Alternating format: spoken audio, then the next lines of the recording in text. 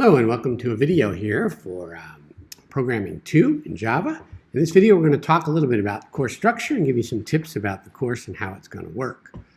Start off just talking about programming in general. I love to program. It's a great hobby and also a good field to go into as a career. One of the things I like most about it is it's problem solving. It's a challenge and you kind of work hard to solve a problem and in the end when you get it, it feels really good. So it's a lot of fun to do. But it's difficult. It's not an easy thing to do. And as a result, it requires a fair amount of time to get good at. So this is just kind of a heads up to you that this course, for many of you, is going to take a fair amount of your time during the week. And you have to be prepared for that. You have to manage your time well and be prepared to put in the effort that it takes to become a good programmer. Some of you may have a natural talent for this and you won't have as much trouble. But many of you really are going to need to spend some time, and I just want to make sure people are aware of that ahead of time so that you can enjoy your programming and get good at it. All right, so let's take a look at the structure. Here's the introduction in our modules in Canvas, and you've already found that because you're watching this video. Once you get through the introductory material, the first module you're going to take on is a Java 1 review.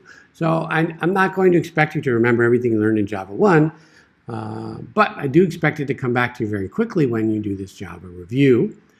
So this is really to help you remember what you did and get you back into the programming mindset for Java.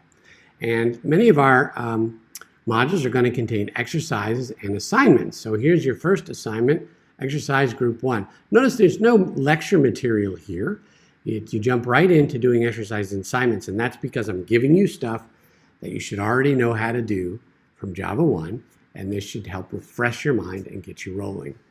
So if you click on one of these things, you'll notice that it says located on Zybooks. And that means that this exercise group or these exercises are located in the Zybooks environment that you purchased for the class, and that's where you'll complete these. In addition, you should be aware that I expect you to be able to do these. And if you have trouble with these and you find that you just can't get them to work, then maybe you need a bit more than a review for Java 1.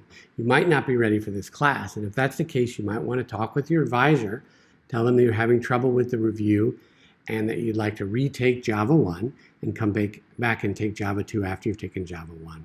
Again, really you should have a B or better in this class in order to proceed into Java 2. You should have a B or better in Java 1 in order to be able to take Java 2. So if you didn't get a B and or you're struggling with this review, talk to your advisor about maybe dropping this class and taking Java 1 all over again. Okay, so you'll complete the exercises and the solutions are available for these exercises. So if you get stuck, you can peek at them and that'll help you learn and get a slow start to figuring out what you need to know. So these are low stress and you can always view the solutions. The assignments are different. You don't get to see the solutions. They're a little bit harder. And this is a bigger test about your knowledge in this material. All right, let's take a peek at Module 2. This one's a little different. Notice there's a reading that you have to do in Zybooks. And if you click on this, it again shows you located on Zybooks. And if you go to Zybooks, you'll see there's an assignment in there for reading the methods and classes section in Zybooks. And this will be a bunch of stuff you need to read, but it's more than reading. It actually is interactive exercises that allow you to kind of learn material in an interactive way instead of just plain old boring reading. And again, I think you're going to find a lot of this to be a review from Java 1. It's a little bit harder and maybe not quite as detailed as you learned it in Java 1, but this stuff should be somewhat familiar to you. Once you've completed the reading, which you are graded on. By the way, you're graded on all of these things. Once you finish the reading, you go on to another exercise group and another assignment group, which you will be graded on. And then your first exam. And again, the exams are located on Zybooks. If you go to Zybooks, you'll notice that you will have these scheduled in there and you will take them.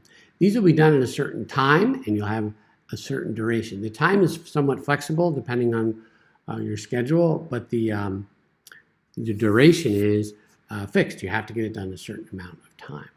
And the semester will continue along like this through modules 3, 4, 5, and 6, where you will do some reading, You will complete some exercises, you'll do a little more reading, you'll complete some exercise and assignments, and then you'll take an exam all the way until the final module.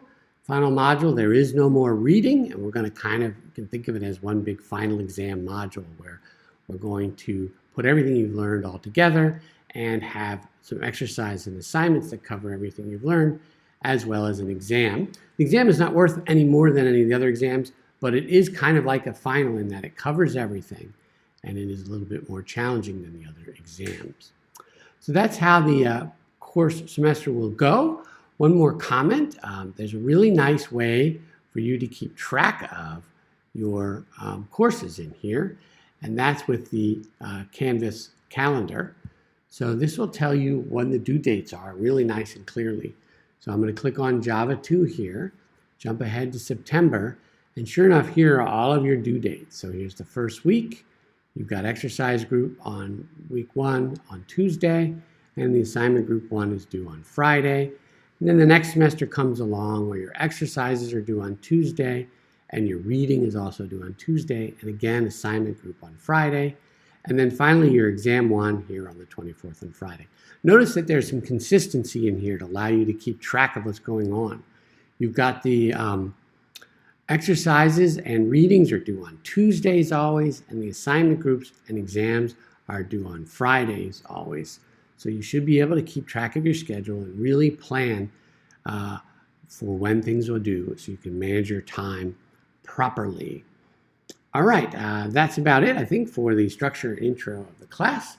If you have any questions, let me know, and enjoy. Cheers.